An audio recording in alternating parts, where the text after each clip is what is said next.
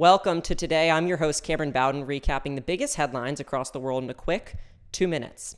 Some breaking news. NYC Democratic mayoral candidate Brad Lander has been arrested after attempting to help an immigrant who was being detained. Lander trying to link arms with the man before being taken away by police. President Donald Trump has left the G7, an annual meeting of 7 advanced economies, and the EU early. His departure happening while calling on Iranian citizens to evacuate Tehran, pointing to a potential increase in military action in the ongoing Israel-Iran crisis. Trump flying back to the U.S. today while a host of meetings were set between the G7 and Ukraine over Russia's ongoing war with the Eastern European nation.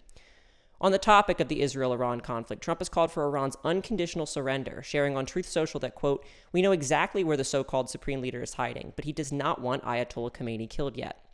The latest escalation in this 5-day conflict comes after Israel has controls of the skies, according to the country and Trump, and it's killed the country's new military chief 4 days into his position.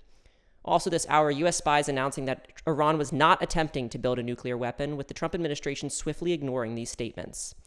In other domestic news, Trump says he will not call Minnesota's Democratic Governor Tim Walz after the shootings of those 2 Minnesota lawmakers, one who died, despite presidents usually reaching out across the aisle in times of tragedy.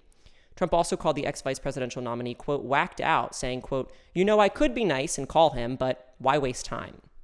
Today marks the start of the Federal Open Market Committee meeting, with many expecting the Fed to keep key interest rates unchanged.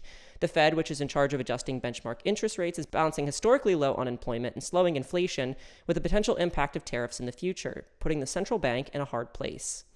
Finally, for those watching this on TikTok, good news for you all, as President Trump says he's likely going to extend the deadline for TikTok's Chinese owner to sell the social media platform. Trump had signed an order back in April, allowing TikTok to stay for 75 days, and now it'll likely stick with us a little bit longer. And that's it for today. I'll see you tomorrow.